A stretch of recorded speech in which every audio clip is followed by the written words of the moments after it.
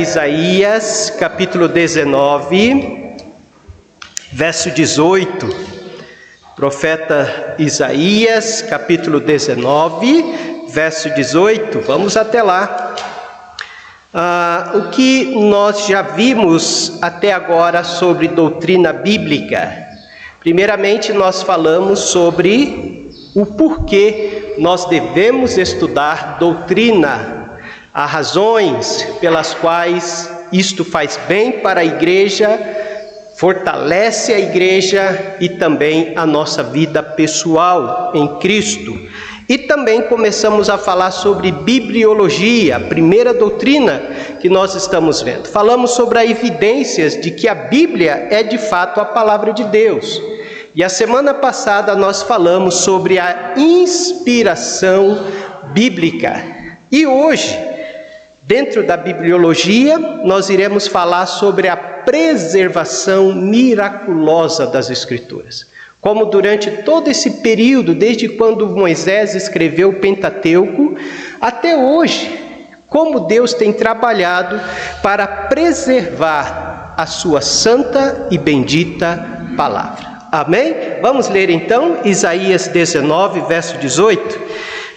Diz assim: naquele tempo haverá 5 cidades na terra do Egito que falarão a língua de Canaã e farão juramento ao Senhor dos exércitos, e uma se chamará cidade de destruição. Vamos ler juntos? Você está comigo? Leiamos. Naquele tempo haverá 5 cidades na terra do Egito que falarão a língua de Canaã e farão juramento ao Senhor dos exércitos, e uma se chamará cidade de destruição. Vamos orar. Pai, é tão bom poder estar na sua casa nessa manhã, reunido com teus servos, teus filhos, aqueles que o Senhor lavou e purificou com seu próprio sangue. Ó Pai, nós somos infinitamente gratos ao Senhor, porque grandes coisas o Senhor tem feito por nós. Ó Pai, é verdade de que o Senhor não nos livra de todas as dores deste mundo, mas é em meio às dores que o Senhor manifesta o teu poder.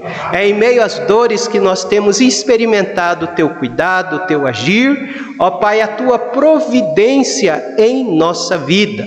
Então nós te louvamos pelo cuidado do Senhor, mesmo em meio aos dias ruins que nós passamos. Os dias bons nem se fala, ó Pai, como o Senhor é gracioso de nos dar um dia bom, com saúde, com alegria. Ó Deus, nós também somos gratos também por esses dias. E estamos aqui porque nós amamos o Senhor. Estamos aqui porque amamos a Tua palavra. Estamos aqui, ó Pai, porque nós assumimos um compromisso de amor, de Te servir com todo o nosso coração. E nós queremos aprender para melhor viver para o Senhor, com o Senhor e para a glória do Senhor. Assim oramos, em nome de Jesus. Amém. Podeis assentar, queridos irmãos. Sidney está comigo? Está comigo? Tá, né? Muito bem, meus irmãos, vamos falar um pouco sobre preservação miraculosa da Bíblia. Nós iremos começar pelo Velho Testamento, tá bom? Vamos falar, talvez hoje e a semana que vem, sobre a preservação do Velho Testamento, como Deus agiu. Vamos começar falando sobre a primeira língua. A primeira língua. Nós sabemos que a maior parte do Antigo Testamento, ela foi escrita em hebraico, perfeito? 2 línguas nas quais a Bíblia foram escritas que predominam, o hebraico e o grego. O hebraico, Velho Testamento, e o grego no Novo Testamento. E como estas línguas foram chamadas, ou como esta língua, falando do Velho Testamento, foi chamada? O texto que nós lemos, nós vemos como essa língua que os hebreus falavam, os judeus falavam, era chamada. Olhe para o texto novamente. Isaías 19, 18. Diz: naquele tempo haverá 5 cidades na terra do Egito que falarão a língua de Canaã. Ela era chamada a língua de Canaã. Esse texto está dentro de um contexto onde Deus tem um julgamento para o Egito. Deus tem uma palavra, uma sentença contra o Egito.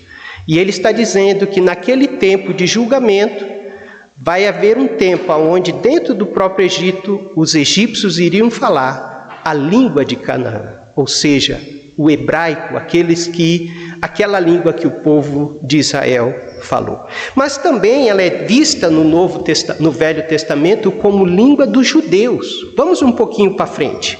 Isaías 36:11.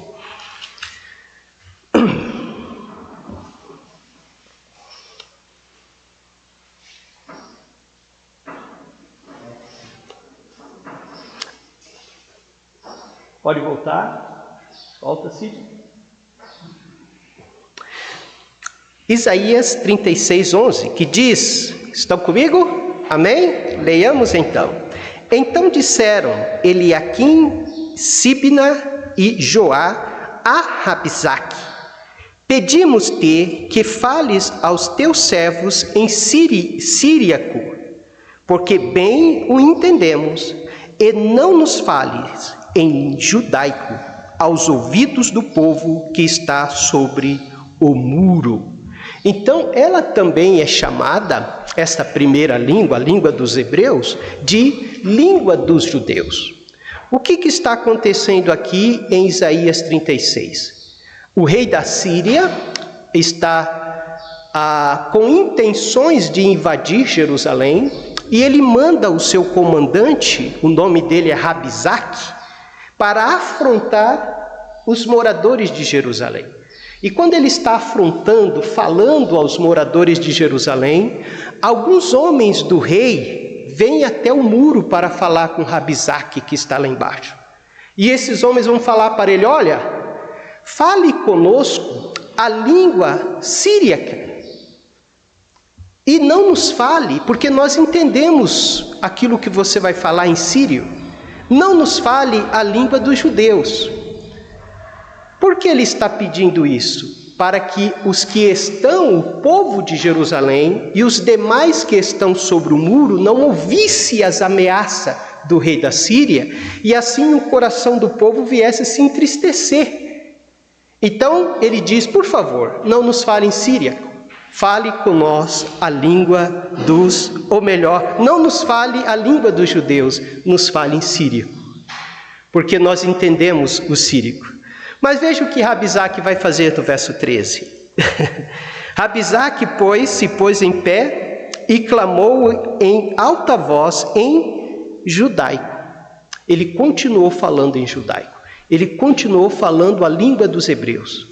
Ele não quis saber se o povo iria escutar e iria entender a sua mensagem ou não iria entender. Perfeito?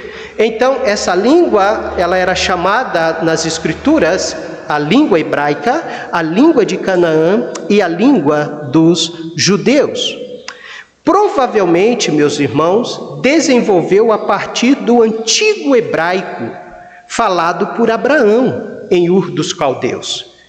Em Gênesis 14:13, não precisa abrir, a palavra de Deus vai chamar Abraão o hebreu. Possivelmente esta língua desenvolveu então a partir da língua de Abraão, a linguagem que Abraão falava. Mas existem alguns estudiosos, olha só que interessante isso não estou afirmando, eu estou dizendo aquilo que os estudiosos da história da Bíblia dizem. Alguns estudiosos acham que a língua hebraica, ou algum tipo de língua hebraica, ou alguma forma do hebraico, era falado antes de Abraão. Interessante isso. Lembra quando o povo estão construindo a torre, ou melhor, a Torre de Babel, né? Torre de Babel. E Deus diz, olha, e era este povo da mesma língua e da mesma fala.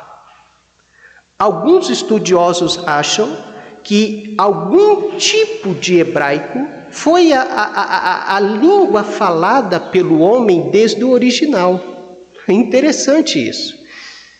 Desde o original.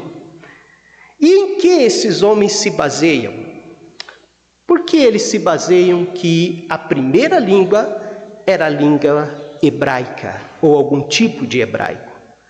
Existem algumas evidências que esses homens se apoiam para dar sustento a esse ponto de vista.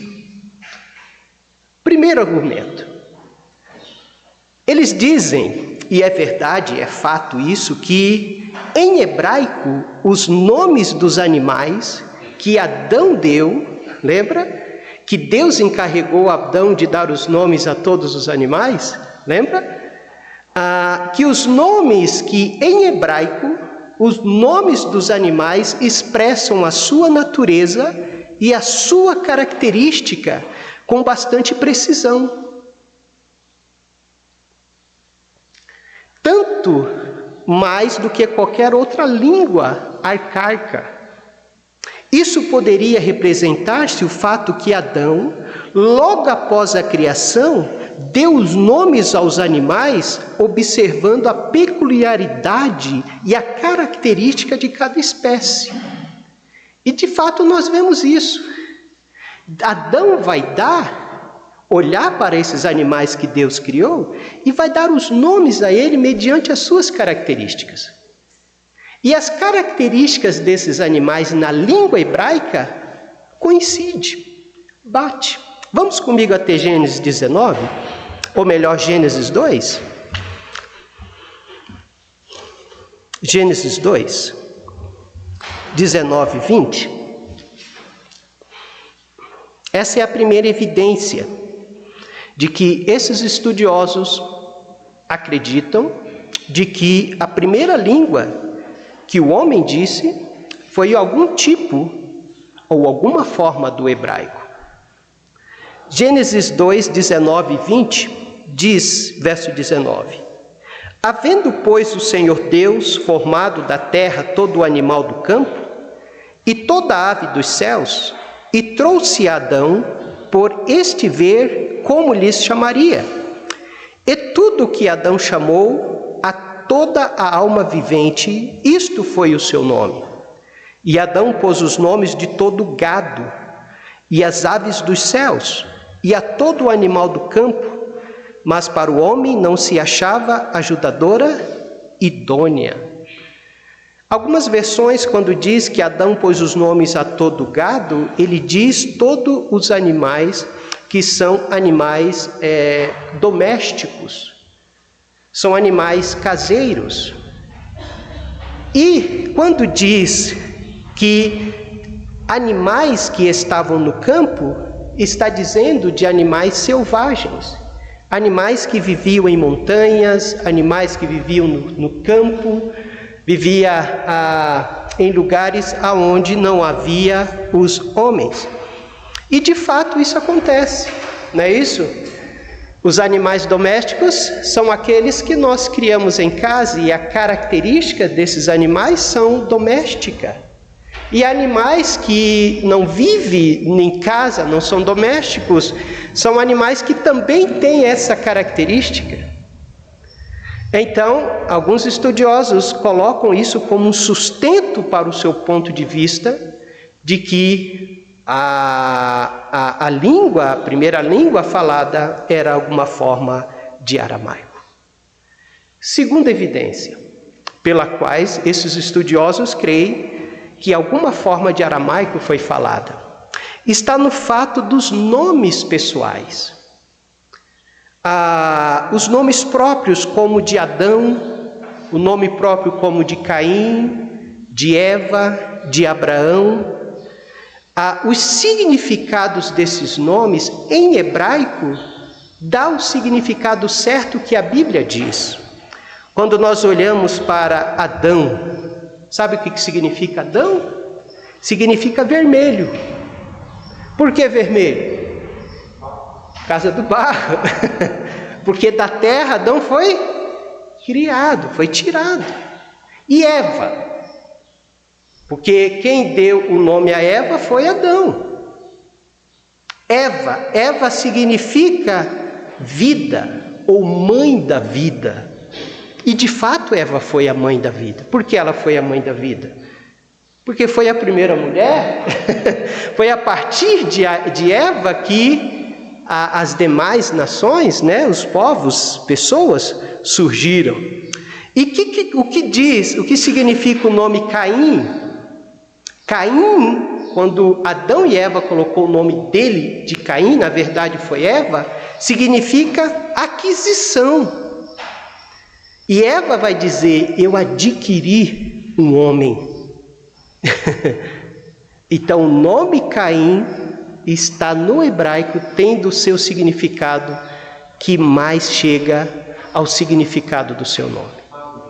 E Abraão então? O que significa Abraão? Pai de muitas nações. E foi o Deus que colocou.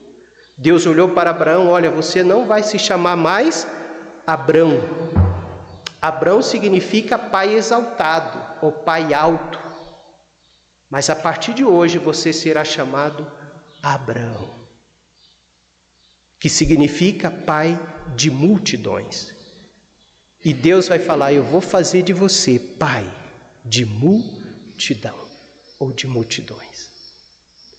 Então, em hebraico, o significado dos nomes do Antigo Testamento, pré-dilúvio e pós-dilúvio, traz um significado mais real da maneira, da característica dessas pessoas. Uma terceira e última evidência. Diz respeito às nações da antiguidade. As nações da antiguidade parecem ser de origem hebraica, derivando dos filhos e netos de Sem, Cão e Jafé.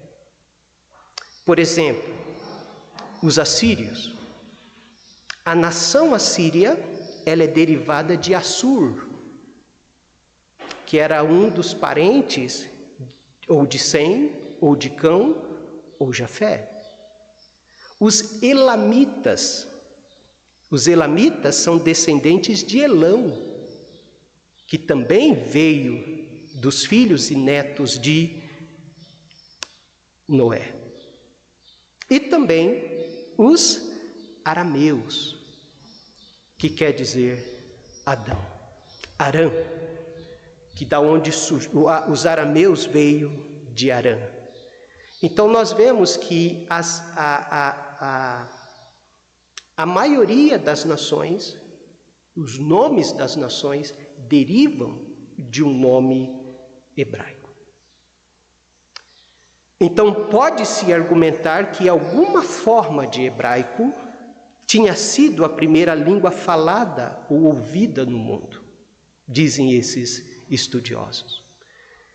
Enquanto nós ficamos com as palavras desses estudiosos, uma coisa nós podemos dizer que é indiscutível. O que é indiscutível? O fato de que praticamente quase todo o Antigo Testamento foi escrito em hebraico. A língua que Moisés usou ali naquele período, quando Deus chama ele para tirar o povo de Israel do Egito, já tirando o povo de Israel do Egito, e ele começou a registrar aquilo que Deus dava para ele, ele começou a escrever aquilo, tudo no livro em hebraico. Existem algumas porções do Velho Testamento que não foram escritas em hebraico. Algumas porções do Velho Testamento foi escrito em aramaico. Deixa eu dar essas porções para os irmãos. Vamos lá. Aí, nós temos Dá para enxergar alguma coisa? Nós temos duas dificuldades.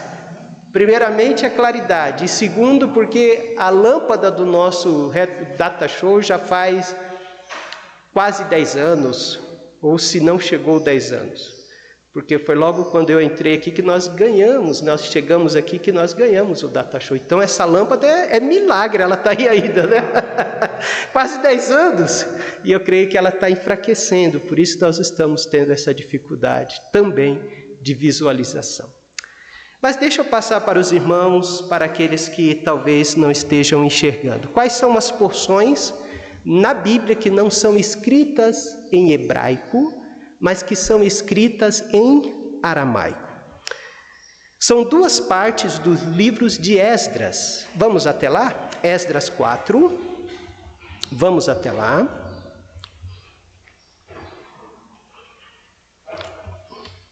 Esdras 4, a partir do verso 8. Vamos até o livro de Esdras. Os irmãos estão comigo? Amém? Ou não amém? Amém, né? Esdras 4, a partir do versículo 8. Esdras capítulo 4, 8. Então, a partir daí, estas palavras no original, elas não foram escritas no hebraico, elas foram escritas no aramaico. E por que disso? Porque a partir daí é uma carta que está sendo feita e está sendo escrita ao Império Persa. E o Império Persa não usava o hebraico, o Império Persa usava o aramaico. Então veja a partir do versículo 8. Escreveram, pois, Reum, o chanceler, e Sinai, o escrivão, uma carta contra Jerusalém ao rei Artaxerxes, e o teor seguinte. Então vamos deixar esse versículo, passa a sua página, e vamos até o capítulo 6, 18. Até 6, 18, estas palavras no original foram escritas em aramaico. Perfeito? De Esdras 4, 8 até 6, 18. Mas não somente esses capítulos, os capítulos 7 também de Esdras. A partir do versículo 12 até o versículo 26 também, é uma porção das Escrituras que também foi escrita em aramaico, a partir do versículo 12 de Esdras 7. E vai até onde? Vai de Esdras 7, 12 até 26. Essa porção também, no original, foi escrita em aramaico. Perfeito? Uma outra porção das Escrituras, vamos deixar Esdras, está em Jeremias. Tem um versículo em Jeremias que foi escrito em aramaico e não em hebraico. Jeremias capítulo 10, 11. Jeremias capítulo 10, versículo 11.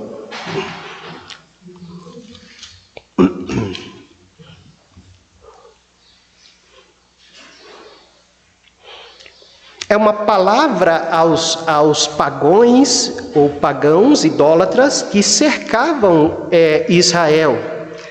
E Deus falou, na língua deles, foi escrito na língua deles, Jeremias escreveu na língua deles, para que eles pudessem então compreender. Jeremias 10, verso 11, diz: assim lhes direis, os deuses que não fizeram os céus e a terra desaparecerão da terra e de debaixo deste céu. É um versículo que exalta o Deus de Israel acima de todos os deuses, O Deus único, o Deus verdadeiro, o Deus de Israel.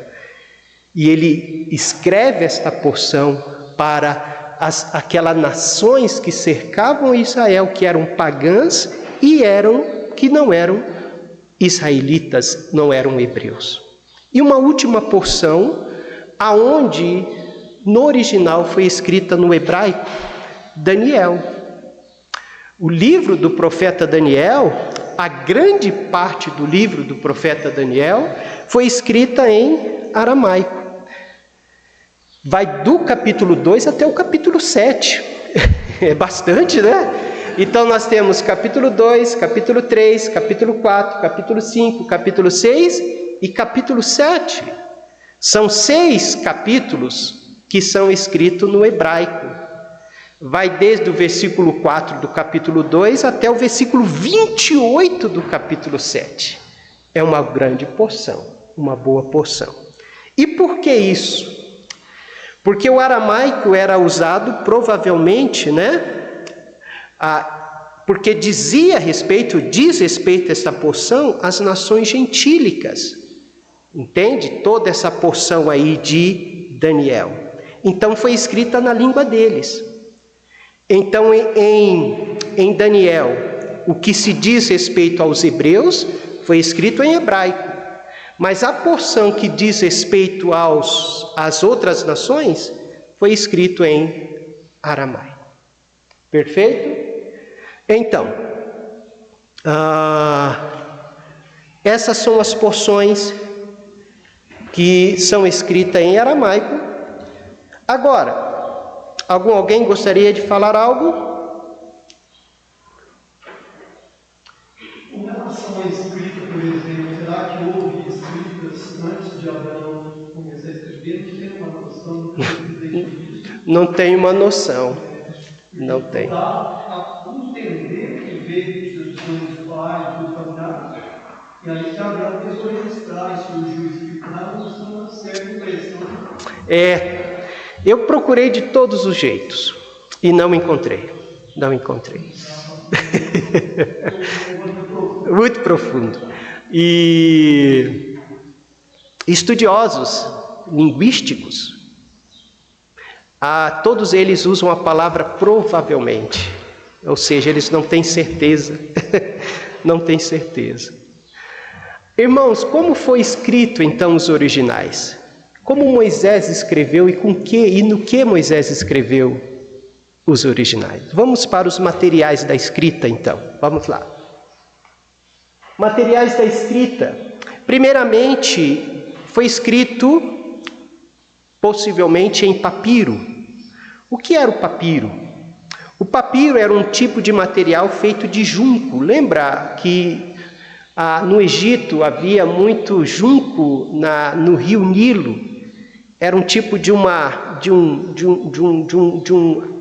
vegetação que se fazia algumas arcas, se fazia alguns cestos. Então esses juncos cresciam na margem do rio Nilo. Olha só a fabricação disso, irmão. Os juncos eram cortados em tiras, dispostos em camada sobre camada, enquadrado. Então esses juncos eram achatados, prensados e polidos. E após o polimento, dava uma forma de um tipo de um papel primitivo. Era onde esses homens escreviam aquilo que Deus havia dado. Nós sabemos que o papiro foi usado no Egito há muito tempo, e certamente nos tempos de Moisés. É, portanto, provável que os primeiros documentos do Antigo Testamento tenha sido escrito nesse tipo de material. Mas há um outro material que provavelmente esses primeiros escritos foram redigidos. Peles de animais, que eram usados aproximadamente há 2000 antes de Cristo. Peles eram preferidas porque duravam mais e não eram tão frágeis. Consequentemente, preservavam o texto mais perfeitamente.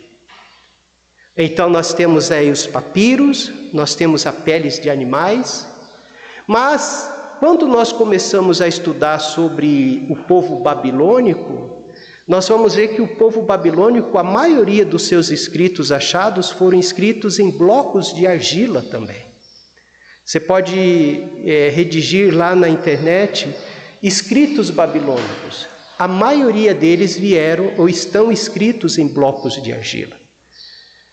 Pode ser que algumas partes dos originais possam também ter sido escritos em blocos de argila, não sabemos. Mas os dois principais materiais foram o papiro e as peles de animais, que se formavam ali os pergaminhos da palavra, contendo a palavra do Senhor. E como era escrito? Primeiramente com uma vareta, ou de madeira, ou com osso. Era pontuda e foi usada para escrever nos blocos de argila. Ou a vareta, ou algo feito com osso, ou então a pena. A pena é mais comum, né? Que eram feitas de juncos e era usada para escrever nas peles, nos papiros e nos pergaminhos. Agora a questão é, você tem um material, você tem aquilo que escreve, mas e a tinta? Né? Porque precisa ter a tinta. Da onde vinha a tinta? Muitos acham carvão, plantas, molúsculos, casca de insetos, porque nós vemos no estudo do tabernáculo que a maioria daquelas cores, vamos dizer, aquelas cores fortes que Moisés fez no tabernáculo, essa tinta que tingiu aqueles materiais, aqueles panos que dividia o Santo dos Santos, aquelas cortinas que dividiam, aquelas cortinas que estavam no átrio, que dividia, né, o deserto e o átrio do tabernáculo, a maioria daquelas tintas vinham de moluscos que eles tiravam do mar, e dentro desse molusco havia uma substância que se fazia tinta para tingir esses panos. Coisa terrível. E hoje nós temos tudo na mão, né?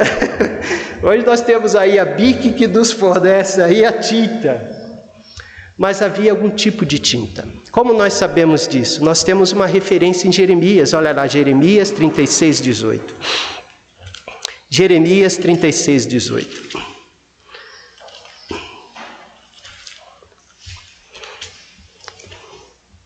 Jeremias 36, 18. E disse-lhe Baruque, da sua boca ele me ditava todas estas palavras, e eu com tinta as escrevia no livro. Então, alguma substância, algum tipo de material que se fabricavam essa tinta, havia para poder escrever. Ok, meus irmãos? Então, nós vimos a língua, possivelmente nós temos certeza que o Velho foi escrito no hebraico, o Velho Testamento, a grande parte. Nós vimos o material da escrita. Agora vamos falar um pouco sobre os originais. Vai lá, Sidney. Os originais, né? Os manuscritos foram cuidadosamente preservados. Uma vez escritos, os originais inspirados, esses originais inspirados eram chamados de manuscritos. Agora eles eram preservados, eles precisavam ser guardados, não é isso? Precisavam ser cuidados. Quando nós olhamos para os escritos de Moisés, o rolo de Moisés, por exemplo, Moisés, ao escrever, ele confiou aos sacerdotes a guarda desses rolos. E esses sacerdotes colocaram esses escritos dentro do Santo dos Santos, junto da Arca da Aliança. Nós vemos isso lá em Deuteronômio. Vamos até lá? Moisés, com todo cuidado com esses escritos. E aqui começa então a falarmos sobre a preservação, perfeito? Até então nós falamos da língua, falamos como foram escritos, e agora estamos começando a falar da preservação. Como com o passar dos tempos, e naquele tempo Deus trabalhou para que tudo fosse preservado e cuidado até chegar em nossas mãos. Então vamos ver como Deus preservou os seus escritos já na época bíblica, no tempo de Moisés. Deuteronômio 31, 25 e 26. Deuteronômio 31, 25 e 26. Vamos ler todos juntos? Tem alguém folheando a Bíblia ainda? Deuteronômio 25, ou melhor, 31, 25 e 26. Irmãos Zizi, que maravilha, irmãos. Meu coração está alegre hoje. De ver cada um dos meus irmãos queridos aqui na EBD conosco, né? 25, vamos ler todos juntos. Moisés deu ordem aos levitas que levavam a arca da aliança do Senhor, dizendo: tomai este livro da lei e pondo ao lado da arca da aliança do Senhor vosso Deus, para que ali esteja por testemunha contra ti. Então veja o cuidado de Moisés em ordenando aos levitas para que colocasse os escritos, que até então havia sido escrito, dentro do Santo dos Santos, ao lado da Arca da Aliança. Está sendo guardado ali, naquele lugar. Quando nós vamos para Josué, quando nós vamos para a 1 Reis, vamos lá para Josué capítulo 1, 8. Josué 1:8, nós vemos a menção de que Josué, de alguma forma, tinha acesso a esses escritos, e o Senhor Deus vai dizer para ele: olha Josué 1:8, não se aparte da tua boca o livro desta lei, antes medita nele dia e noite, para que tenhas cuidados de fazer conforme a tudo quanto nele está escrito, porque então farás prosperar o teu caminho e serás bem sucedido. Agora vamos para 1 Reis, capítulo 2, verso 3. 1 Reis 2, 3. 1 Reis 2, 3. 1 de Reis, capítulo 2, versículo 3. Quantos estão comigo? Os irmãos que estão presentes, que estão em casa. 2:3 diz: e guarda a ordenança do Senhor teu Deus, para andares nos seus caminhos, e para guardares os seus estatutos e os seus mandamentos, e os seus juízos, e os seus testemunhos, como está escrito na lei de Moisés, para que prospere em tudo quanto fizeres, e para onde quer que fores. Então ele está falando desses escritos feitos por Moisés. Depois de Moisés, quem que veio? Qual o próximo livro? Josué. Porque nós sabemos que Gênesis, Êxodo, Levítico, Número e Deuteronômio foram escritos por Moisés. Agora vem Josué, o autor que leva, o livro que leva o nome do autor. Até o fim de sua vida, Josué vai fazer exatamente aquilo que Moisés havia feito.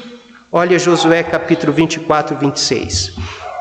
Volta a sua Bíblia para Josué 24, 26.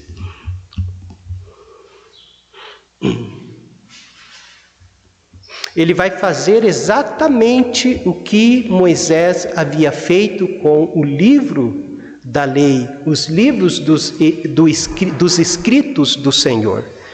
Josué 24, 26 vai dizer: E Josué escreveu estas palavras no livro da lei de Deus, e tomou uma grande pedra e erigiu ali debaixo do carvalho, que estava junto ao santuário do Senhor.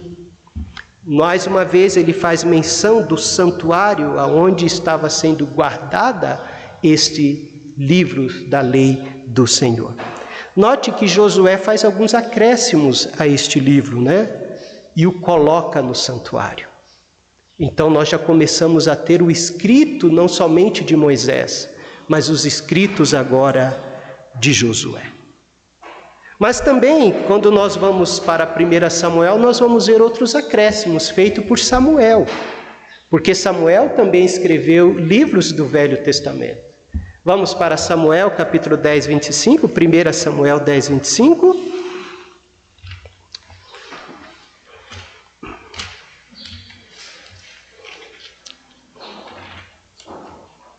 1 Samuel 10, 25, nós estamos chegando ao final da aula. A hora passa rápido e vamos parar aqui. 10, 25. Quantos acharam? Diga amém. E declarou Samuel ao povo o direito do reino e escreveu num livro e pô-lo perante o Senhor. Então despediu Samuel a todo o povo, cada um para a sua casa. Note que Samuel também escreve, tem os seus escritos de Samuel, e ele vai colocar aonde esses seus escritos? Perante o Senhor. E onde é perante o Senhor?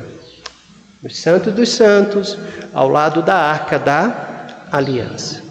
Então, temos visto aí a preservação, o cuidado desses homens do Antigo Testamento com a palavra de Deus, com os seus escritos. A partir da semana que vem, não dá mais tempo, nós vamos ver que o templo dá lugar ao tabernáculo. Não é isso? Salomão vem e constrói o templo. E tudo indica que esses originais foram transferidos agora. O próximo slide, Sidney. Para um prédio permanente, aonde vai continuar a preservação dos escritos do Senhor. Lembra daquela passagem de Ilquias, aonde o Ilquias, após o templo ser devastado, ele estava vasculhando lá, daqui a pouco o que ele acha? O livro da lei de Deus. Possivelmente os sacerdotes haviam escondido o livro. Eles esconderam porque houve um período que passou reis como Manassés, rei que foi um rei idólatra, um rei cruel, reis como Amon. E esses homens não estavam nem aí para os escritos. E possivelmente os sacerdotes esconderam o livro da lei do Senhor. E Ilquias estava andando dentro do templo e de repente ele tem uma surpresa que alegra o coração dele. Achamos o livro da lei do Senhor. Então, meus amados irmãos, a semana que vem nós vamos ver a razão pelas quais era importante o livro estar ao lado da Arca da Aliança.